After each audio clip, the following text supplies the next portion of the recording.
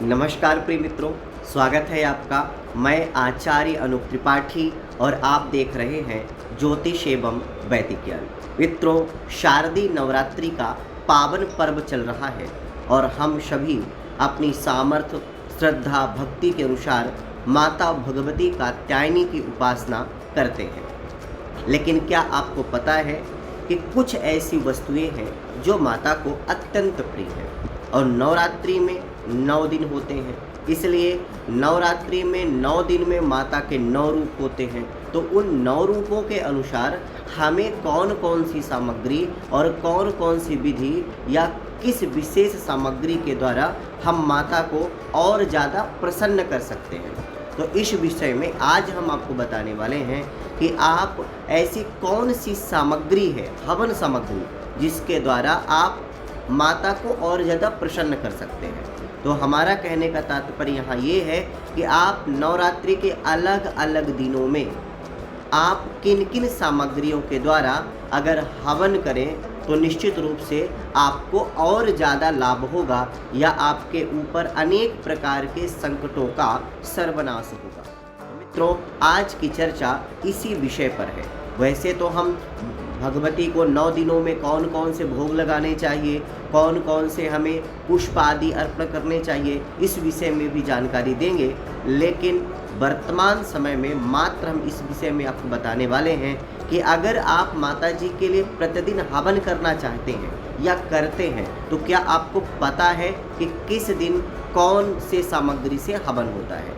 तो मित्रों, आप इस जानकारी को नोट कर लीजिए। तो चलिए बिना देरी किए शुरू करते हैं। तो मित्रों, जो माता जी का पहला दिन है वो शैलपुत्री माता का है। तो इसमें शिलाजीत, गुग्गल और लौंग का हवन किया जाता है और ऐसा करने से माता भगवती अत्यंत प्रसन्न होती है। इसके साथ में जो दूसरा दिन है उसमें ब्राह्मी, घी और कुछ मीठा, ऐसा जो अग्नि में बराबर प्रज्वलित हो जाए और शुद्ध हो, ऐसे मीठे का आप निश्चित रूप से हवन कर सकते हैं। और दूसरा दिन माता ब्रह्मचारिणी का होता है, इसीलिए ब्राह्मी आदि का उपयोग किया जाता है।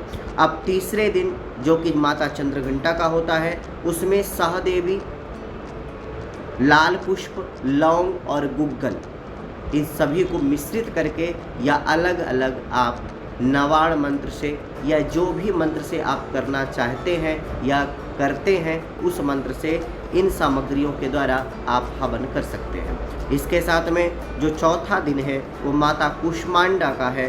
तो लौकी, कूष्मांड से बनी सामग्री या कमलगट्टा और घी, इन सभी सामग्रियों को मिला करके माता कूष्मांडा के लिए आप समर्पित कर सकते हैं, हवन कर सकते हैं।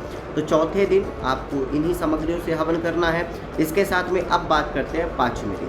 पाँचवा दिन जो है वो स्कंद माता का होता है और स्कंद माता के लिए हल्दी और तिल का हवन किया जाता है। मित्रों, अब छठे दिन की बात करते हैं। छठा दिन जो होता है वो माता कात्यायनी का रहता है।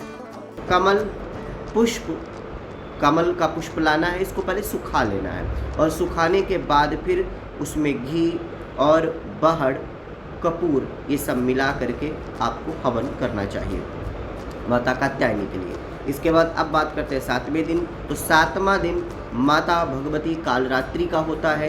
तो इनके लिए नीम, गिलोय और जटामासी, इन तीनों सामग्रियों को मिला करके आपको 7वें दिन कालरात्रि माता भगवती के निमित्त आपको हवन करना चाहिए। इसके साथ अब 8वें दिन की बात करते हैं। तो दारू हल्दी, ये हल्दी का एक प्रकार है, दारू हल्दी आती है। पीपल की लकड़ी और श्वेत तिल, ये महागौरी का दिन होता है, इसलिए इन सामग्रियों के साथ में हमें हवन करना चाहिए। मित्रों, 9वें दिन की बात करते हैं। तो आंवला सूखा हुआ, शिलाजीत, घी, गुग्गल, सिद्धदात्री माता 9वें दिन जो पूजी जाती हैं उनके लिए हम आंवला, शिलाजीत, घी और गुग्गल से हवन कर सकते हैं या हमें करना चाहिए। तो हमने जो भी सामग्री बताई वो सभी सूखी होनी चाहिए, कोई भी सामग्री गीली ना हो और तुरंत तोड़ कर या काट के नहीं लाना है। आपको अलग अलग और जो भी हमने वृक्ष बताए या जो भी बताया उसके पत्ते भी ले सकते हैं आप, जड़ें भी ले सकते हैं और उसकी लकड़ियाँ भी आप ले सकते हैं, जैसा मिल जाए। जैसे नीम के पत्ती आप ले सकते हैं, आप नीम की जड़ी भी ले सकते हैं। तो विशेष रूप से तो पत्ती ले, और ना हो तो जड़ या उसकी लकड़ियाँ भी आपको हवन में लगानी चाहिए। तो मित्रों, इस प्रकार से हमने आपको माता भगवती के 9 दिनों में 9 रूपों के अनुसार आपको अलग अलग प्रकार से कैसे आपको किस दिन हवन सामग्री किस सामग्री से करनी चाहिए, ये हमने आपको बताया। तो मित्रों, इसी तरह आपको जानकारी देते रहेंगे। अगर आपको जानकारी अच्छी लगी हो तो हमारे चैनल को सब्सक्राइब कर लीजिए।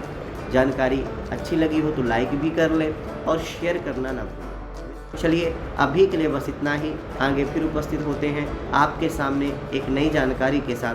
तब तक के लिए नमस्कार।